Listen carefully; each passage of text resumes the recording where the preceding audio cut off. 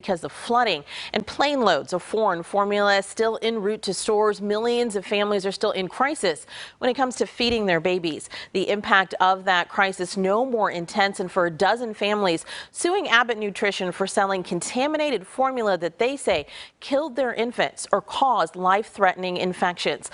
The latest baby death tied to this situation reported out by the FDA last Thursday. The lawyer representing those families who say they've lost so much joins me now live. Sam Geisler, good morning to you. Good morning. How are you? I'm doing all righty, which is not the case with some of these families. You know, Sam, it's not often that we talk about multiple baby poisonings, multiple baby deaths. What exactly are parents alleging in their lawsuit?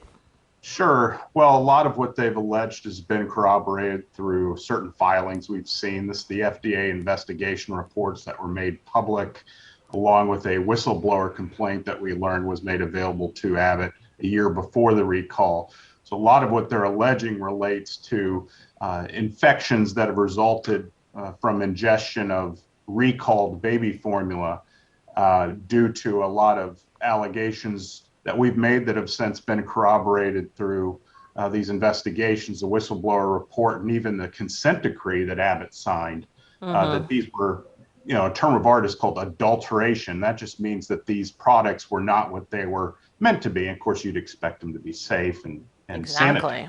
Well, we know there is a California family in this group of parents suing. They did not want to appear on camera or share their names. Was their infant one of the babies who passed away? No, thank God. No, this baby is alive and well, and thank God went through a really difficult bout of a bacterial infection, but came through on the other side. We know there are families that are struggling right now because their children have not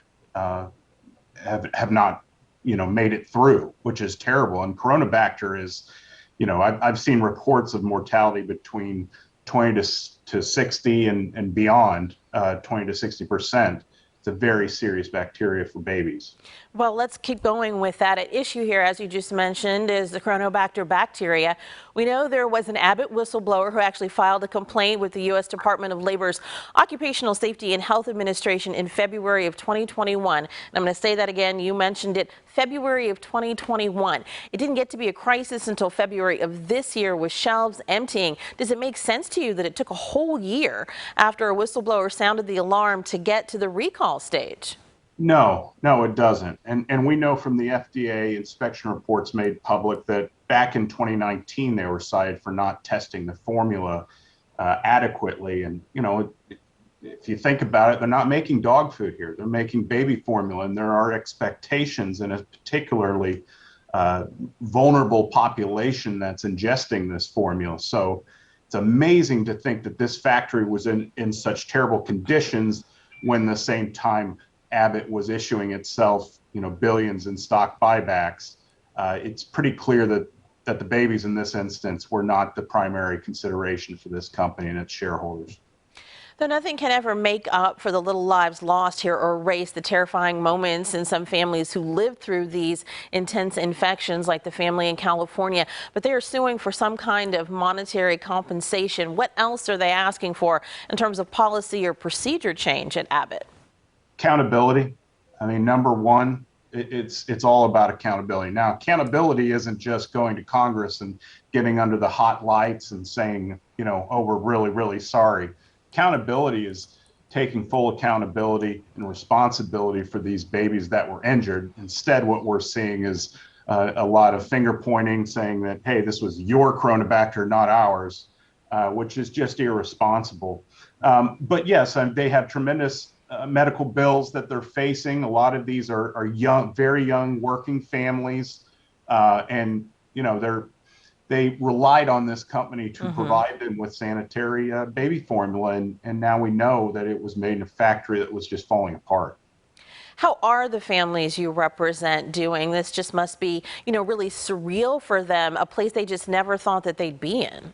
No, not at all. The time of a baby of infancy in that first year is just so crucial, and it can be usually a wonderful time. And for this to happen, especially before the recall came out and they weren't quite sure on, how did this happen? I've done everything right. I washed my hands. No other babies were sick. This wasn't something at school.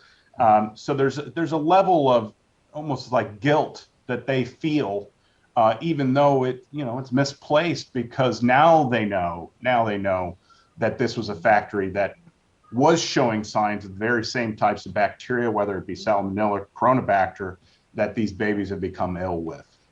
All righty, and what is the next step for this lawsuit? Are you continuing to add plaintiffs? Do you have a court date? Yes, so we do. It's interesting. It's not a class action, although there are a class action component to it, and that just relates to people that paid for formula thinking it was sanitary when it wasn't. But most of these claims are injury claims.